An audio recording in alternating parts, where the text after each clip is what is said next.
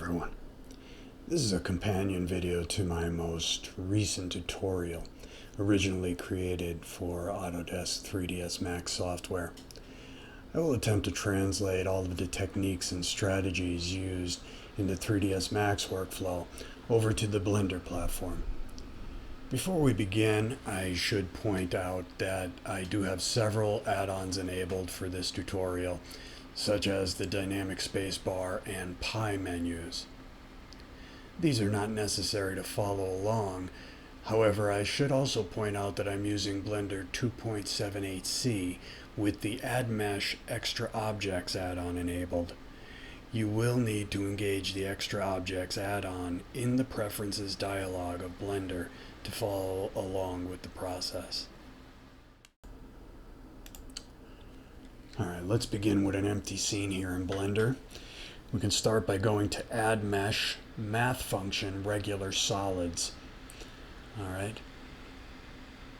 Then under the Tool panel on the left, go ahead and change the source to dodecahedron, and that'll give us this object in the viewport. Let's go to Edit Mode. And then at the vertex level, you'll notice there's some hidden edges along the faces. Click X on the keyboard and select Limited Dissolve. And that'll get rid of those edges. And we'll have a nice clean object here. Alright, let's go back out to Object Mode. And I'm just going to quickly make some edges visible here so that we could better see what we're doing in the viewport. Alright, so I'll just enable draw all edges and the wire. Okay, and that's just so we can see what we're doing a little bit better. Okay, so let's go into the modifiers and add a bevel modifier and make sure that clamp overlap is selected and only vertices is selected. And then we'll just increase the width until it can't increase anymore. Okay, just crank it all the way up. And then, however, because we had the clamping option enabled, we'll go ahead and apply the bevel. But because we had the clamping enabled, there's some vertices sitting directly on top of each other that we need to take care of. So let's go into Edit Mode, go to the vertex level, click A on the keyboard to select all. Now click W to bring up the Specials menu and choose Remove Doubles. And you should notice that 30 vertices have been removed from the model. Alright, if you don't see that as the case, you may need to adjust the merge distance parameter on the left. But we'll go back out to Object Mode here. And the next step is again to go over to the Modifier tab and select Bevel. Alright, this time we'll leave all the settings at the default. Make sure that only vertices option is not selected here. Alright, go ahead and click Apply on that. Alright, this should leave us with this topology. Alright, so let's go into Edit Mode again. And we'll switch to our face level. And then we'll go ahead and select one of the pentagonal faces on the object. Alright, doesn't matter which one. Then we'll hold down Shift and press G on the keyboard to bring up the Select Similar panel and choose Polygon Sides, and that'll select all the pentagonal faces around the object.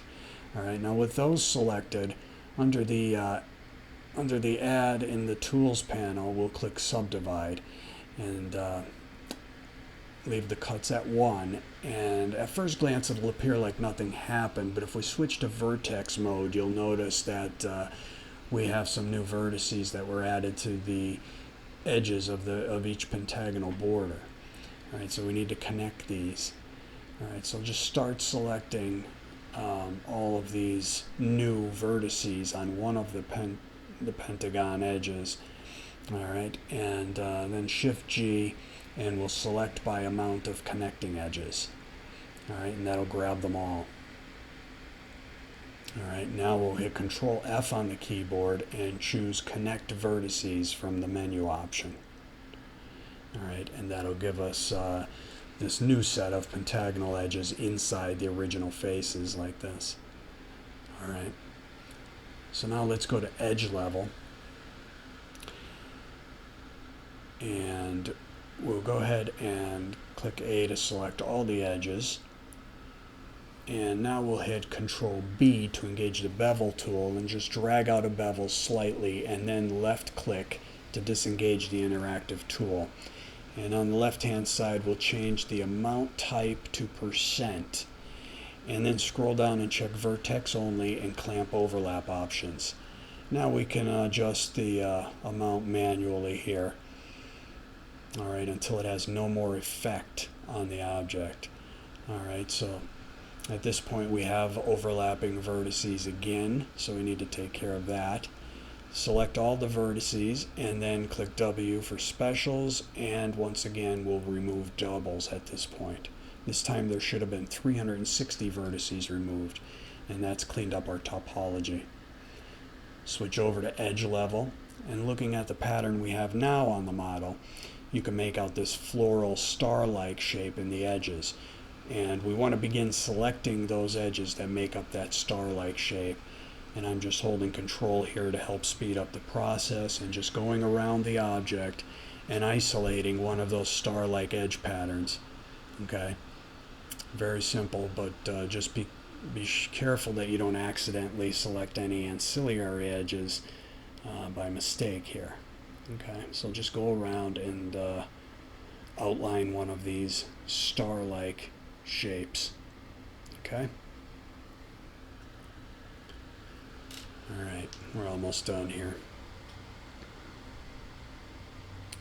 Alright, once you have the edges you want selected, it should look like this.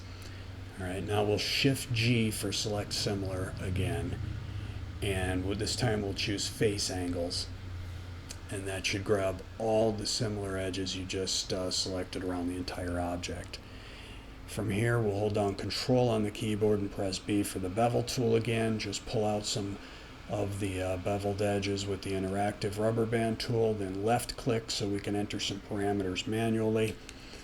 Alright, let's go ahead and type in an amount here. Oh, I don't know. This is something like 18.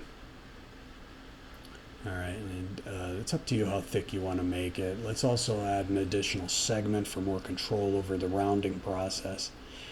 Alright, now let's switch over to faces level, and all the correct faces should already be selected from our bevel. So we'll just invert that with Control I and delete them with X. Just delete the faces. Alright, so now we'll go back out to object level. Alright, and underneath the modifier panel we'll add a cast modifier.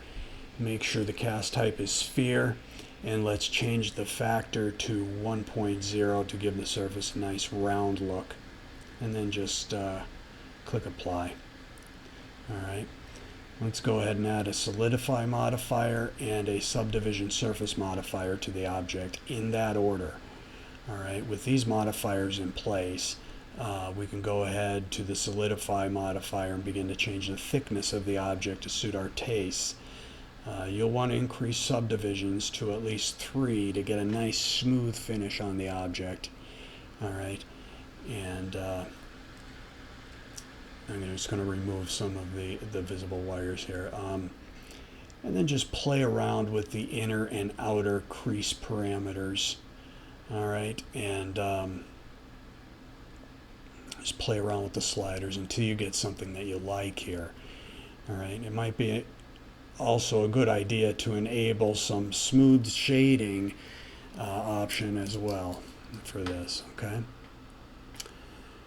Now I'm going to go back out to object mode, and under the modifier panel, actually I'm going to tap N on the keyboard and add a matte cap. Alright, just to show the end result here. And at this point you can export the object for 3D printing, or it's up to you. Possibilities are endless at this point. You can add additional detail for some kind of render. It's all up to you. And that's about it. Thanks again for watching. Hope you enjoyed this tutorial. Please don't forget to subscribe and check out the description below for some links to my downloadable models and Shapeways store. Feel free to leave a comment or connect with me on social media. I'd love to hear from you. I'll have more videos coming very soon. Thank you.